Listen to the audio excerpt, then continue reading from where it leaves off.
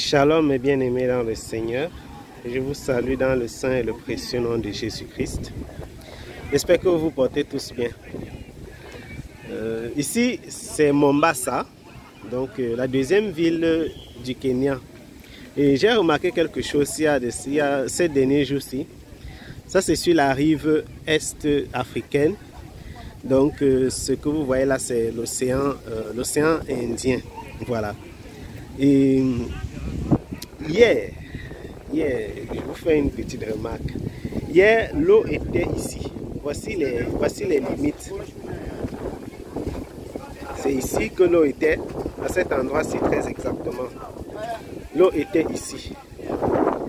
C'est-à-dire que au niveau des arbres-ci, voilà le niveau de l'eau, le niveau normal. C'est à ce niveau-là, cette ligne-là.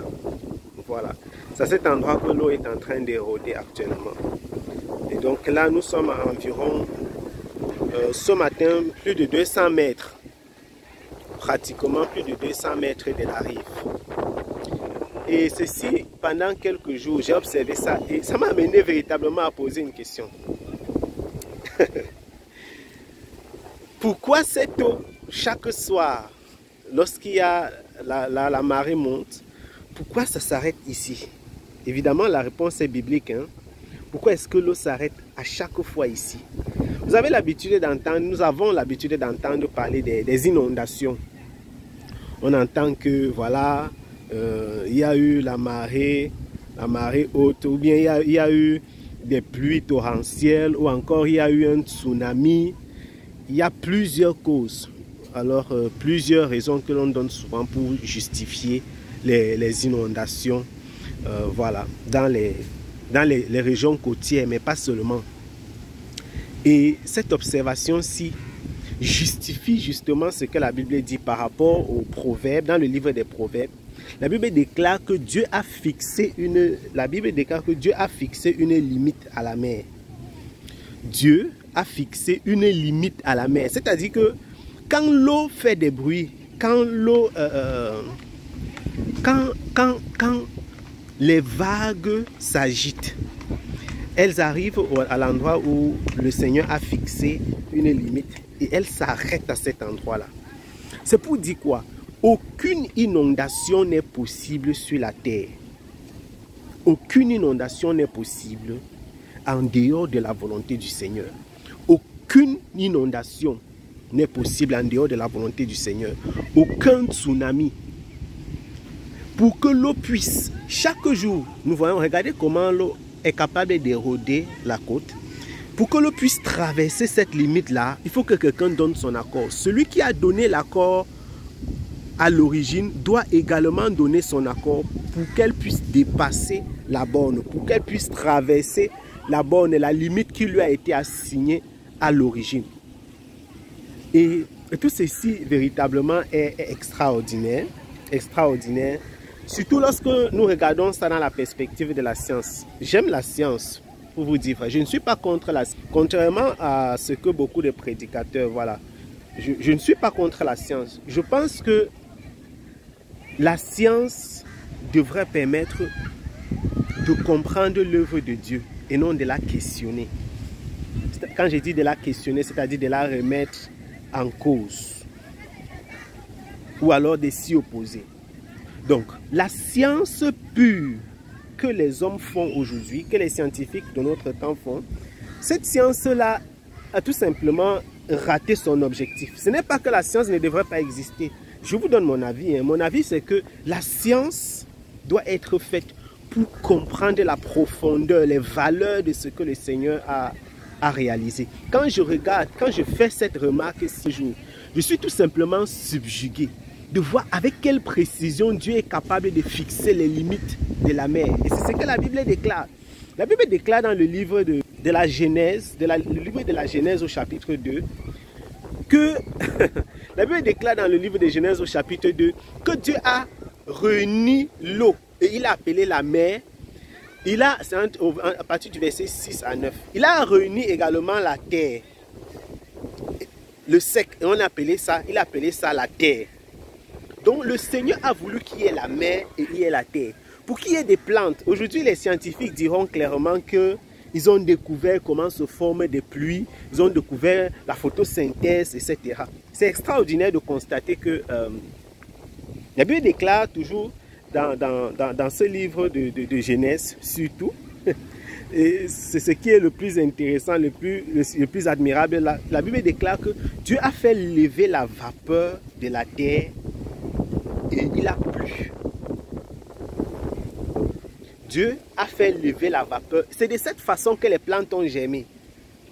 C'est extraordinaire ce que la Bible est capable de nous révéler. Dieu a fait lever la vapeur de la terre, il a plu. Donc, quand ceux qui étudient l'environnement, la nature, la météo, la géographie, etc., les sciences agricoles viendront nous dire qu'ils ont découvert les mécanismes de la photosynthèse. C'est simplement découvrir en quelque sorte comment se produisent les réactions. Il n'y a rien que nous puissions ajouter. Quand on dira qu'on a découvert comment se forme la pluie, ce sont des choses qui sont déjà révélées pour la plupart d'entre elles dans la Bible. Pour la plupart d'entre elles dans la Bible. Le véritable but de la science, véritablement, mes bien-aimés, devrait être de comprendre la grandeur et la puissance du Seigneur. De comprendre l'œuvre que le Seigneur a accomplie. C'est tout simplement extraordinaire ce que Dieu est capable de faire. Et quand j'observe ce type de choses, ça me fortifie dans ma foi totale en Dieu. C'est-à-dire, je suis convaincu, je suis certain, je suis rassuré de ce que rien ne peut arriver en dehors de la volonté du Seigneur. Quand je dis rien, c'est véritablement rien. C'est-à-dire que, qu'est-ce qui peut expliquer que chaque jour, l'eau quitte à plus de 200 mètres de distance pour arriver ici, sur la rive, sans jamais déborder. Mais il arrive un jour particulier où elle déborde et elle envahit une partie de la ville. Si ça arrive, il y a certainement une raison particulière. Et si nous savons et si nous croyons qu'il y a quelqu'un qui a fixé cette limite-là, alors c'est lui qui a ordonné à l'eau, tu peux traverser aujourd'hui et tu rentres demain. Tout comme le déluge, il a plu pendant plusieurs semaines. Et le jour que le Seigneur avait fixé, il a cessé de pleuvoir. C'est tout simplement cela l'explication. Et la science, quand j'observe tout ceci, je comprends en quelque sorte quoi la science des hommes, on ne pourra jamais s'entendre avec l'œuvre de Dieu. C'est-à-dire que ceux qui font la science pure, ne pourront jamais ni comprendre les merveilles et la grandeur de l'œuvre de Dieu, ni l'expliquer, ni percevoir même la révélation. Pourquoi? Premièrement, parce qu'ils n'ont pas l'esprit pour le comprendre. Et deuxièmement, parce que le but de la science, à la base, a été détourné par l'ennemi. Et l'objectif aujourd'hui n'est plus de comprendre ce que Dieu a fait, mais de combattre celui qui l'a fait, de prouver qu'il n'en est pas l'auteur. Je ne sais pas si certains d'entre vous croient à la génération spontanée ou bien ils croient à la biogénèse ou ils croient en l'évolution. C'est un sujet qui m'intéresse. C'est un sujet qui m'intéresse particulièrement. Et je crois que l'homme a été créé par Dieu. Si vous êtes des païens, si vous êtes des personnes qui ne croient pas en Jésus-Christ et que vous tombez sur cette vidéo même par hasard, écrivez-moi et qu'on en parle, qu'on échange là-dessus. Tout a été créé par le Seigneur, tout a été créé par Dieu. Rien de ce qui est fait, rien de ce qui existe n'a été créé par le fruit du hasard. Rien de ce qui existait n'a été créé par le fruit du hasard.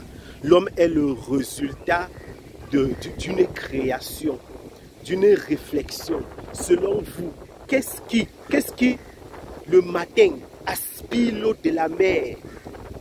Est-ce qu'il y a quelque chose au fond? C'est quoi? Qu'est-ce qui est? Il y aura toujours une raison. Qu'est-ce qui explique que chaque matin, l'eau de la mer recule? Par exemple, durant cette période ici, durant cette saison, qu'est-ce qui explique les saisons? qu'est-ce qui explique les climats? Pourquoi pendant cette période-ci, cette eau devrait reculer de plusieurs centaines de mètres et revenir le soir? Quand vous mettez de l'eau dans une bassine, est-ce que normalement cette bassine, l'eau est censée sortir de la bassine et revenir, etc.? C'est des choses extraordinaires. Le vent, l'eau. C'est tout simplement, nous devons chercher à comprendre les merveilles du Seigneur en observant ces choses. Et non à le combattre. Et non à discuter. Ceux qui pensent que nous sommes les descendants des singes là. En tout cas, je n'en suis pas un. Mes grands-parents, ce n'étaient pas les chimpanzés.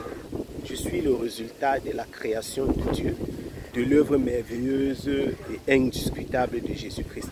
Je suis le résultat de son amour, de sa bonté, de ses faveurs.